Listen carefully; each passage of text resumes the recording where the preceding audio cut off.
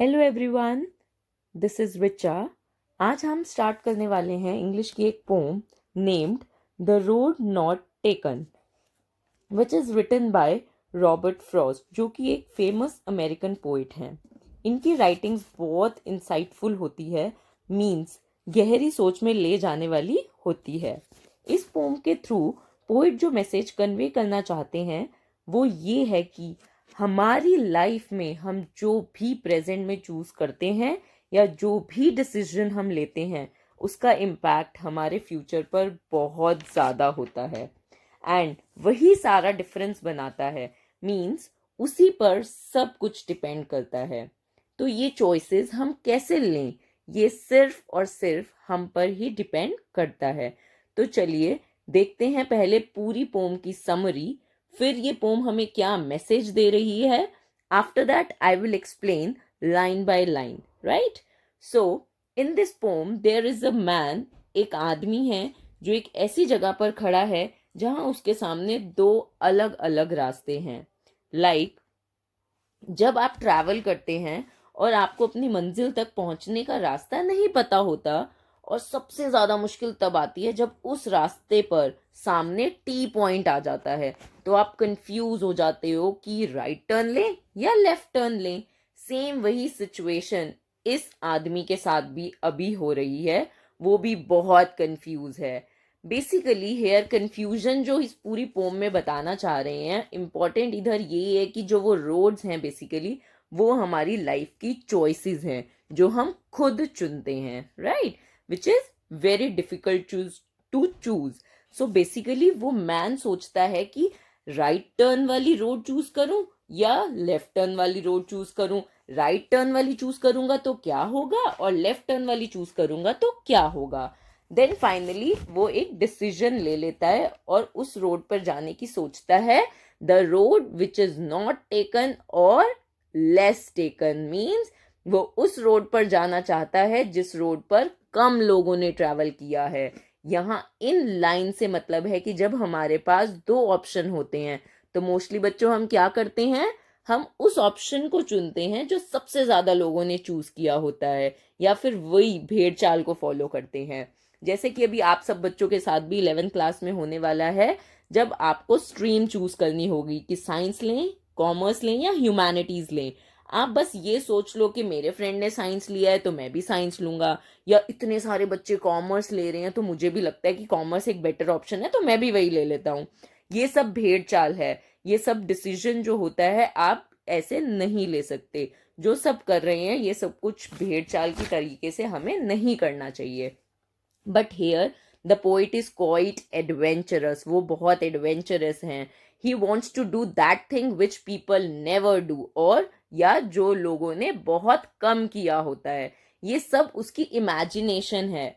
उस वो अब कल्पना कर रहा है कि शायद ये वो रास्ता है जो लोगों ने कम यूज किया है। Then finally after making the decision that which road to take up and said, आज मैं जो भी हूँ अपने उस डिसीजन की वजह से हूँ। जैसे आज हम लाइफ में जहां भी स्टैंड करते हैं वो अपने किसी ना किसी डिसीजन की वजह से ही करते हैं।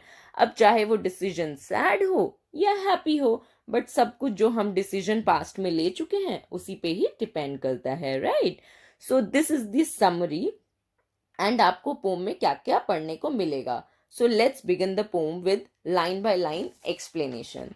So first line comes here is two roads divided in a yellow wood. Here diverged means divided. Yellow यहाँ सीजन्स बताने के लिए यूज किया है, जैसे कि ऑटम सीजन में जो लीव्स होती हैं वो सूख जाती हैं और टूट के गिरने लग जाती हैं। Wood here is forest.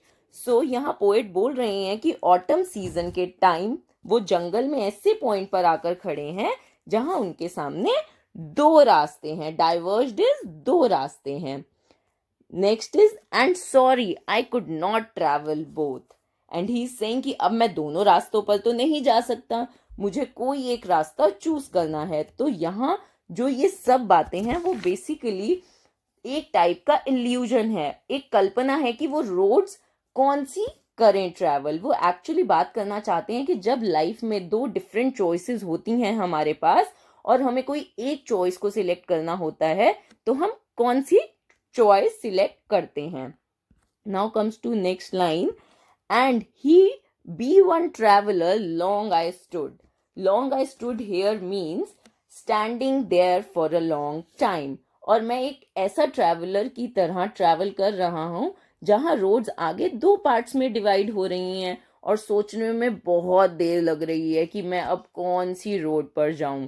Means अपने डिसीजन मेकिंग पॉइंट पे कि ये चूज करूं या वो चूज करूं. Right. So now come to next line. And look down one as far as I could. Means जितना दूर तक वो दोनों रास्तों को जज कर सकता है वो करता है. अब he is telling कहाँ तक देख सकता है. नेक्स्ट लाइन में he is saying कि कहाँ तक देख सकता है. So to where it bend in the undergrowth. Here bend means mode, undergrowth is small plants.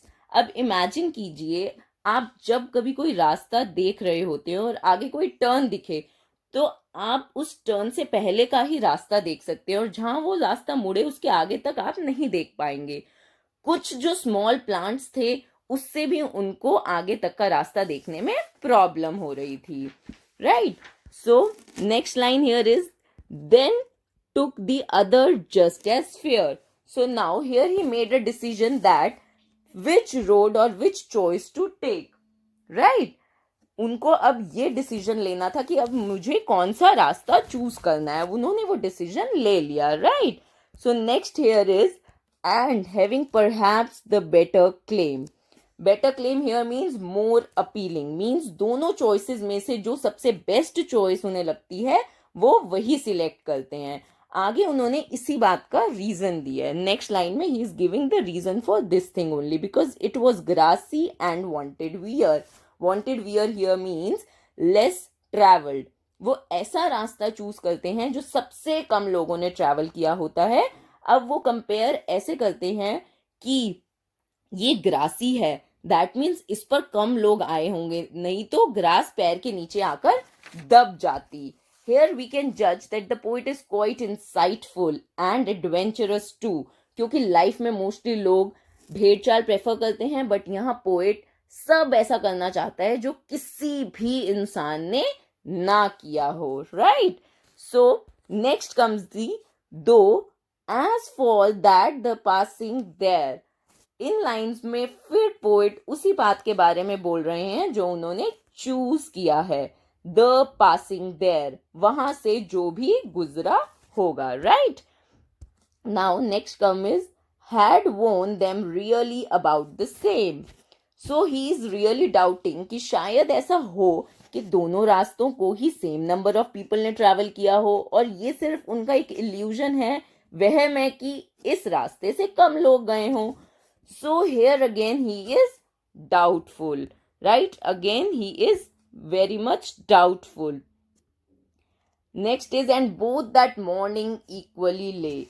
Both here is used for two roads, two choices or two paths in life. So again इस line में वो अभी तक यही सोच रहे हैं कि शायद दोनों पाथ ही इक्वली ट्रेवल्ड हैं. Right. So next is in leaves no steps had trodden. Black. Trodden here is to walk. बट वो ये सोच रहे हैं कि जो पाथ मैं चूज करने की सोच रहा हूँ उस पर जो लीव्स हैं वो बिल्कुल भी क्रश्ड नहीं है. मीन्स किसी ने भी उसके ऊपर पैर नहीं रखा है और यू कैन से उस रोड पर किसी ने भी वॉक नहीं किया है. सो बेसिकली इन लाइंस में पोएट सिर्फ कंफ्यूज्ड और जजमेंटल है. Nothing else. So next comes is oh I kept the first for another day. Finally अब उनको एक चॉइस बना ली है. He made a choice that जो पहला रास्ता वो चूज कर रहे थे बट अब वो नहीं जा रहे हैं उस पे.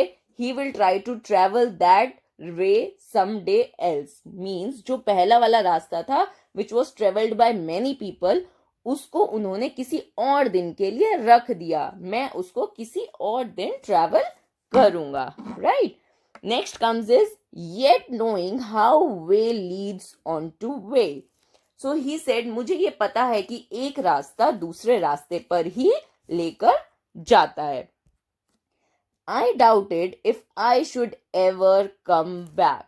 But बस मुझे उस एक रास्ते से यही डाउट आता है कि मैं उधर से कभी वापस आ भी पाऊंगा कि नहीं. Whether right or wrong, the decision what we take in present has a long impact on future. Means जो हमने एक decision present में लिया है उसका future पे इफेक्ट आएगा, और जो हमने past में एक decision ले लिया उसका present में इफेक्ट आना ही आना है. right?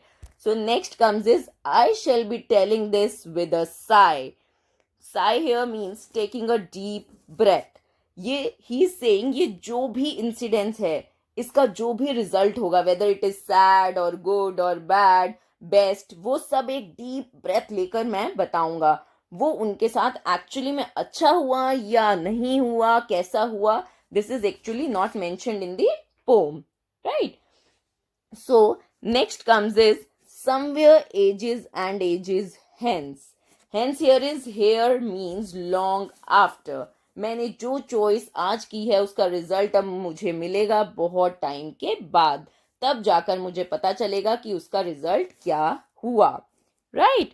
So next comes is two roads diverged in a wood and I took the one less travelled by. Again आप देख रहे होंगे ये वही पोम की स्टार्टिंग लाइंस हैं. So here in the end poet is speaking कि two divided road हैं जिसमें से मैंने लेस ट्रेवल्ड रोड को चूज किया है. Next is and that has made all the difference. और आज उस चॉइस का ही रिजल्ट है, चाहे वो अच्छा है चाहे वो बुरा है, जहां मैं आज खड़ा हूं. Right? So this was the end of the poem written by Robert Frost. I hope आप सब बच्चों को पोम समझ आई होगी, हर लाइन का मीनिंग समझ आया होगा. So since you have understood the pome, तो अब इसके जो भी क्वेश्चंस होंगे वो आप अच्छे से कर पाएंगे, और जो भी इसके स्टैंजाज एग्जाम्स में पूछे जाएंगे अब आप उसको अटेम्प्ट कर पाओगे. I will be coming back with a new chapter of literature reader. Till then take care, bye bye. Thank you kids.